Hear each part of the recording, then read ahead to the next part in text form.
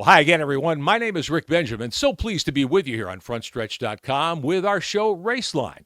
You may know the name of the program. It's been around on television for more than 2 decades. Created originally by my old friend and colleague, Joe Moore, who for a long time hosted NASCAR coverage on Motor Racing Network. Well, now Joe came to me and said, would you bring the show back? And we're trying to do just that with our partners here at Frontstretch.com. I'll be talking to a series of drivers, crew chiefs, owners, and other important personalities it's been my pleasure to know and hang out with and interview over the last many decades I've been covering this sport on radio and television. We'll kick things off. I had a lengthy chat a few days ago with my old friend Randy Lajoie. All right, and we are joined by three-time NASCAR national champion, newly minted nominee to the NASCAR Hall of Fame, my old friend Randy Lajoie. Hey, first thing I got to ask you, what do I have to do to get one of those Lajoie's auto-wrecking T-shirts? Well, just ask, I guess. Well, when I come up to the shop, we'll see how that goes. I'll look forward to seeing I think we have a couple in stock. All right, great, because that, of course, honors your dad, the great Don Lajoie. You learned at his knee. How do you go from being a short-track modified guy to racing fendered cars and winning championships? How did that work for you? Well, I was racing at New London. I was racing Stafford on Fridays and New London, Waterford on Saturdays. Had to use the same car, change motors on Saturday morning. Well, the promoter at Waterford, Dick Williams, he's still around today. He said, Randy, he said, next week, he says, we got those North cars coming down, and you want to drive one? I told the guy, you wouldn't mind driving one. I said, yeah, hell yeah, that'll be cool. Well, at that time, I've only driven modified 3 years, and I thought it was really cool. The taxi cabs showed up. And it was C.A. Crouch, Robbie Crouch's dad, had a house car. And, so it was, I learned two things that night. One was the other style seats weren't that good because the one I had held me in and these didn't. And two was a 35-lap race is a whole lot different than a 150-lap race. We run really good until I didn't burn the right rear tire off the thing. And the gentleman, CA, told me at the end of the night, he said, Randy, he goes, you just drove that car too fast through the corners. And I didn't quite understand what he said till a little later on. Yeah. But getting into those cars, that led to a Busch North championship not too many years till the next year, I guess, or 2 years down the road. 2 years after that. The following year, we took my dad and Bob Johnson were partners in the old Speedway modified cars. It was a Pistone Speedway modified car. We cut the body off. It was a Firebird and went out back in the junkyard and took it was a Pontiac Ventura body. We gutted it, and then we put that on, and we went to Dover. Later that year, same year that I drove that thing in New London, we got that car ready to go to Dover and set it on the outside pole. The following year, we won a race. I'm not sure. The first one, I think I run fourth. But I was like, wow, this stuff is fun. Yeah. And, we put a deal together, myself and Bob. He pooled some of his resources. We're doing motors and babysitting the car. I sold all my modified stuff to Teddy Christopher. His first modified stuff was my last modified stuff. Wow. A lot of people are mad at me for doing that, but it happened. And then the Snellman brothers, they had a construction company, and they paid some of the bills. Between my dad and Moroso, I mean, we went racing on the North schedule, 83, 84, and 85. Won the championship in 85. And that was fun. I mean, racing through New England and Canada, that was a really darn good time. And changing from racing modifieds 2 or 3 nights a week in Connecticut and around New England to going to a series where you're going to run 15 races, maybe, and you say longer races. Were they hot pit stops in those days? Or absolutely. Caution? Oh, yeah. I mean, you got to learn all that. You got to learn how to pit at some places that don't really have a pit road, right? Well, they always had some sort. Whether it was on the inside track. You had to. There was only a handful of races that we had live pit stops. But I mean, we went to Santa Ana Super Speedway. That place is when it was just built. That place was beautiful. Cayuga was a beautiful racetrack. Quebec City. I mean, there were so many racetracks up there.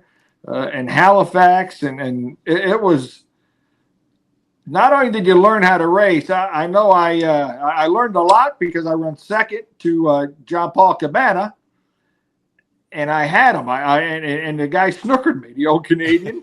I was on him. I was pushing him, trying to figure out where I could pass him. And I said, okay, if I get a good run, I'm going to get under him right here. So I worked a couple laps. And it was within 5 to go, and I got him. And next thing I know, he just put his hand up and started waving, which that means yellow. I mean, back in the day, that's what we did. Yeah. So I lifted. He ain't lifted yet. Got me by 2 car lengths, and I was like, "Are you kidding me?" and on the podium, he says, "I teach you something today, young man." I said, "Yes, you did." And you were a quick learner in those cars. Yeah, sure. Absolutely. Now, right around that same time, and we're here with Randy Lajoie, newly minted NASCAR Hall of Fame nominee, one of NASCAR's 75 all-time greatest drivers, as announced 2 years ago. You took those lessons to heart pretty quickly. You went to Daytona to try to qualify for the 500 right around that time in that Snellman Pontiac, which that accident still lives on YouTube. I was there that day. That was amazing. It was a Monte Carlo. And, a couple things. I think Richard Petty, during all of the rookie meetings, had told the guys, listen, you're running 200 mile an hour. You're up against the wall. You're going to crash. When you crash, it's going to happen 2 ways.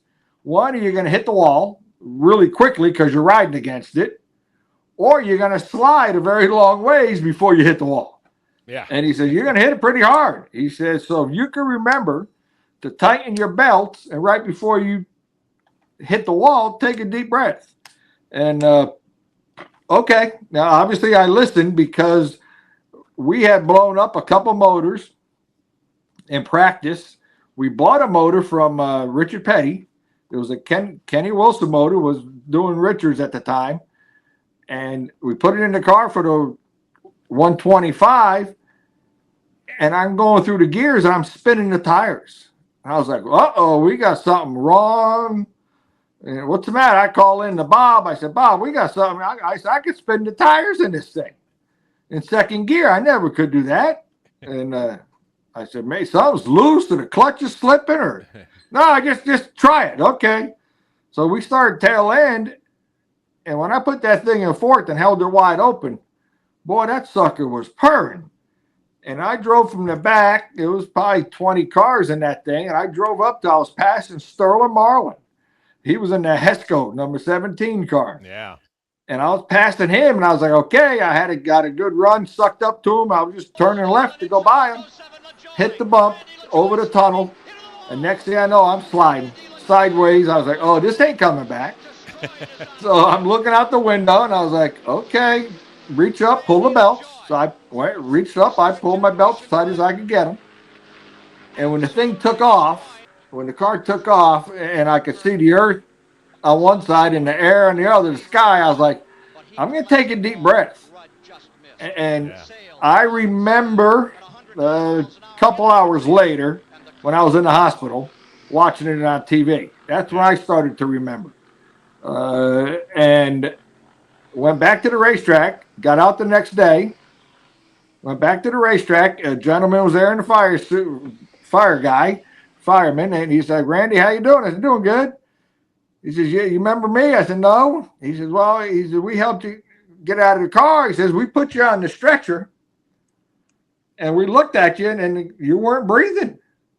He says, so we're just kind of looking at you.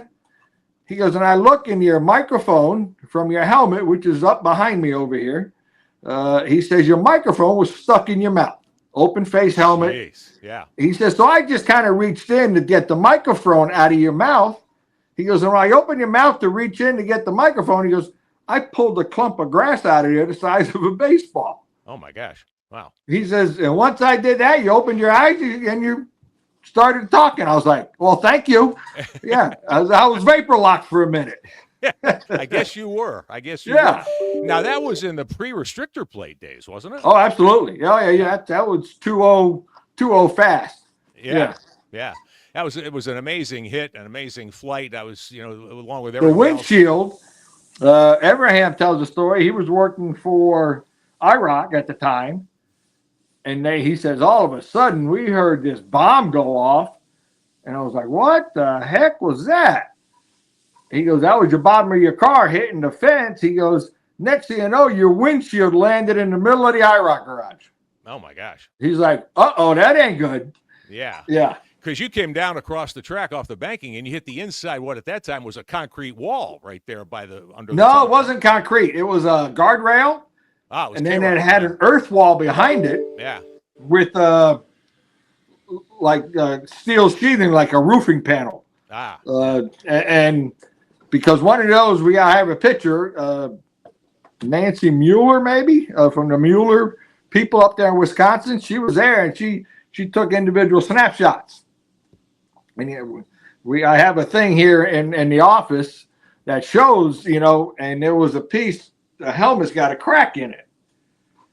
And it was from one of those pieces of metal that come in through the window net. Wow. So, yeah, there was a couple things on my side that day. No question about that. Was that the start of your journey to where you are today with the Joy of Seating? I mean, you've done so much work on the safety side to make everybody in the sport safer, drivers at all levels.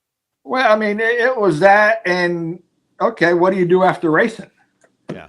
How? And I was like, okay. I mean, I thought I was a decent race car driver, and I drove different people's cars and used the other style seats, and they weren't even as close as being comfortable as mine. So, okay, I figured, okay, it's in the seat I was using, that Mark Donahue designed seat that my dad ended up purchasing from him. The great Mark Donahue, one of the first engineers to ever be a race car driver. Correct. Thank God he was my dad's size, and I was the same size, when I was 18. I was 180 and whatever. So it worked out well. But NASCAR in 94 said, hey, we're not going to let you use fiberglass anymore. Well, I asked a couple of the seat builders if they can build it, and I didn't like neither one of their answers. And I was like, well, I've been doing this stuff for a handful of years, and I've driven in both types of seats, all kinds of seats, driven in no seats. Yeah. So I was like, okay, mine's a whole lot nicer. And been trying to sell that ever since. Yeah. So thankfully I hooked up with a guy in Ohio that can do the stampings. And it's a whole process. We've drunked a lot of aluminum trying to get the right aluminum to do that stamping, because we're asking it to do a lot. Yeah. We're trying to get a flat sheet of aluminum to go round. We finally we've been doing this for 30 years now. So we got that process down, Pat. It's kept you active, it's kept you involved, and it's saved a lot of lives. I know. I mean, I've been there with you, a lot of short tracks, and seeing how careful you are measuring guys. I mean, that's really the key, making the seat fit the driver, right? Well, I mean, everybody's different. Two twin brothers, the Christopher brothers. Yeah. I built the seat at a trade show, measured up Teddy in the fixture, measured him up, got his numbers. He goes, build me one, build my brother one. Okay. The end of the year, they didn't use it much. Teddy loved it. Mikey didn't run as much, but he complained. He goes, Randy, my back is sore all the time. Every time I use your seat, my back gets sore. And I was like, really? Huh. Well, I didn't think nothing of it till I seen them both turned around, standing side by side. One of them had a 2-inch longer inseam than the other one. Huh. So I measured Teddy with a shorter torso. Well, Mikey, when he sat in that same seat, his torso was longer, so his shoulders came out of the seat, and the belts held him down too tight. hurt his back. Yeah. Well, once I fixed that, he's been a customer ever since, and now his kid's a customer. Mike Christopher Jr., terrific modified driver now back home. 3 in a row at Stafford. Yeah.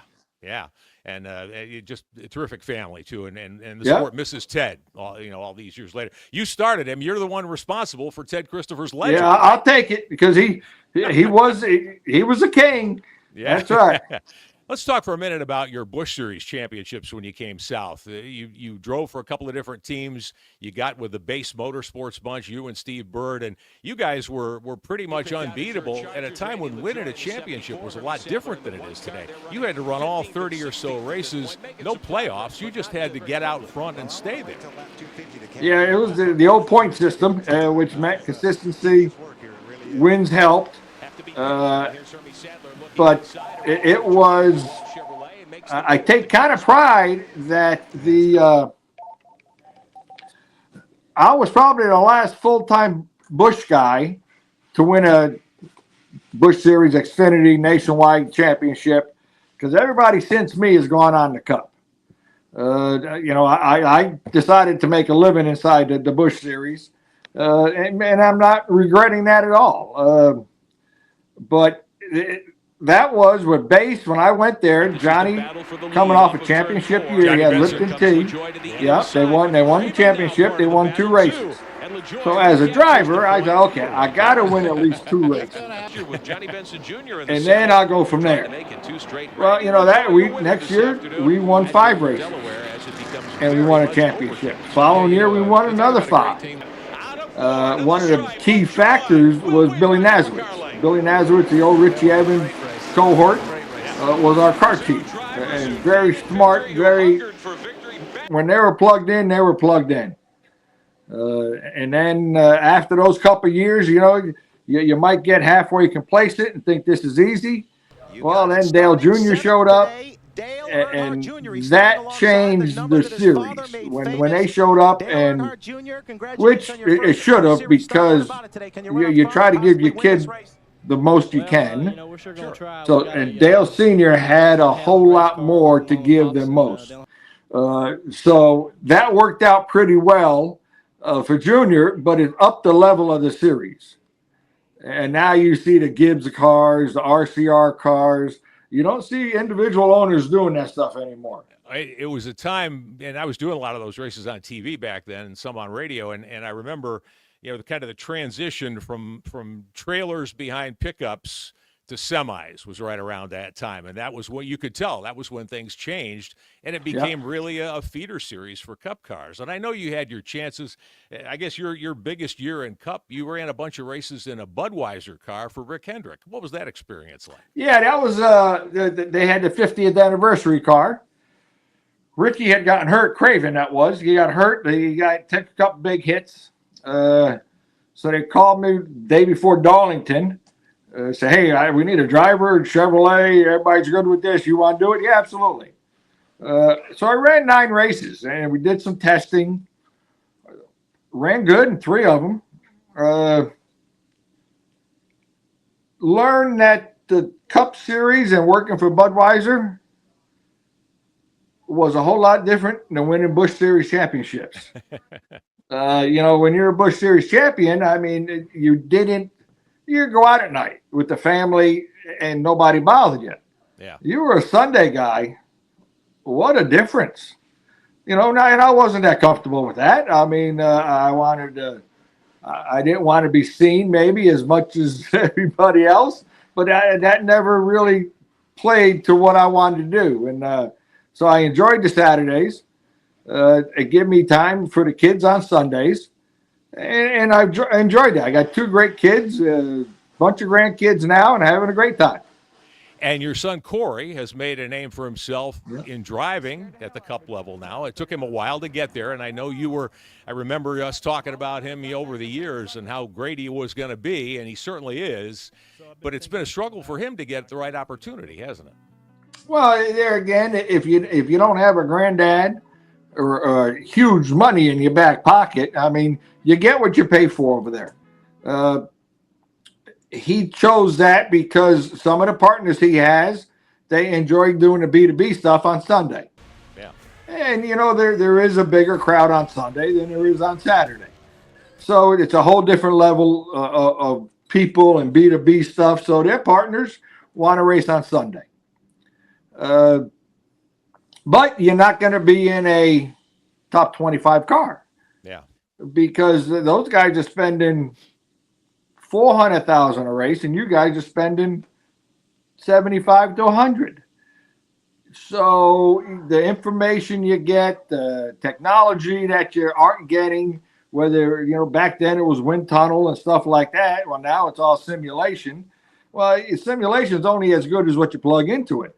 And if you don't get that from Chevrolet or Toyota or, Ford, you're kind of on your own. And the smart guys figure it out a whole lot quicker because there's more of them. And it's hard to keep up.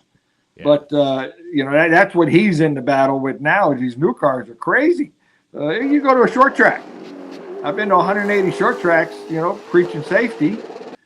And nowadays with these cars and engineering with these cars, I mean, you change a 100,000 shim. It means you're in the top 5 qualifying or you're 25th with 100,000 shim. And you're like, wow. And it's amazing how technology, just look at the Formula One cars. Oh, yeah. Most technology you ever seen. Yeah. They can't race. Yeah. They go too fast. So, yeah. That's why when you're at a local racetrack, the best racing is usually the slowest class. Yeah. And more entertaining a lot of times, too. Correct. That's for sure. All right, so let's talk about that, the way racing is today. Would you be successful as a driver today if you were 25, 30 years old? Well, I mean, it's so different. I don't even want to think about going there because there was things that I got taught that I'm probably not going to teach kids now, because it just wasn't the right way, but that's the blueprint that I had. So it's hard. These kids nowadays are all computer kids. They're the reset button kids, pay to play, and you get a handful that are really good. Yeah. You get a handful that are fun to watch. But the majority of them, they're here for a handful of years and then they're gone. Their money runs out and then you don't ever see them. They don't go back to the short tracks. So the short track guys, they seem pretty darn healthy. Yeah. And which is a good thing. And, because people, they're always going to race, it seems like. Sure.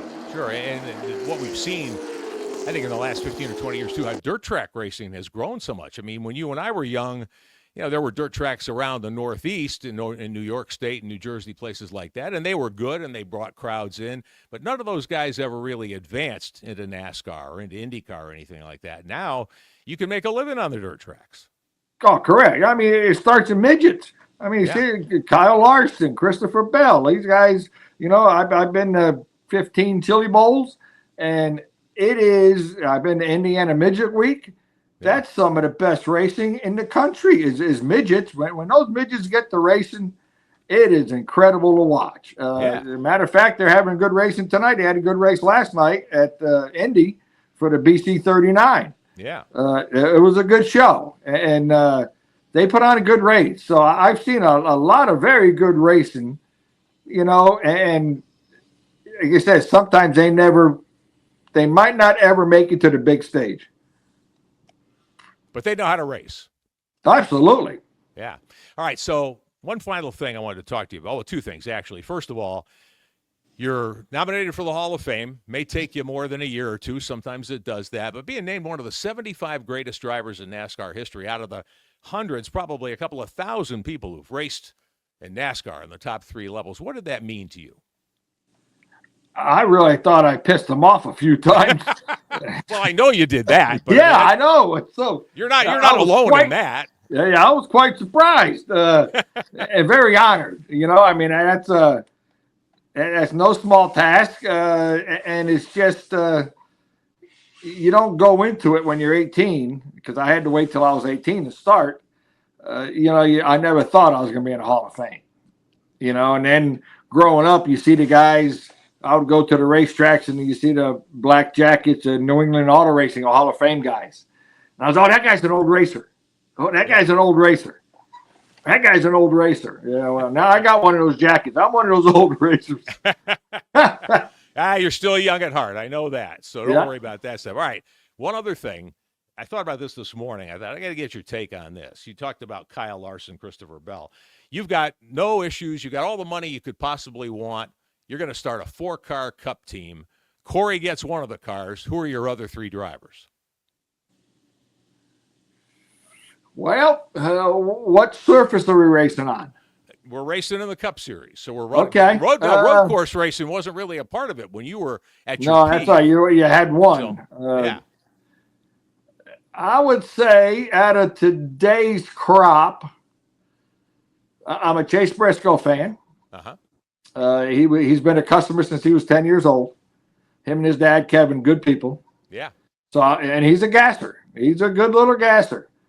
Yeah, you got to go with Larson. Yeah. Because he's phenomenal.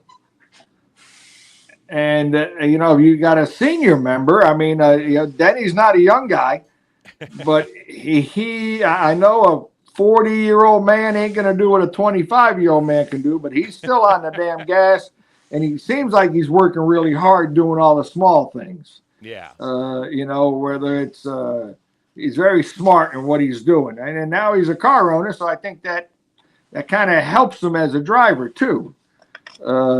He understands the business side of it. That's for sure. Yeah, correct. You know what? Hostevar's a gasser. Yeah.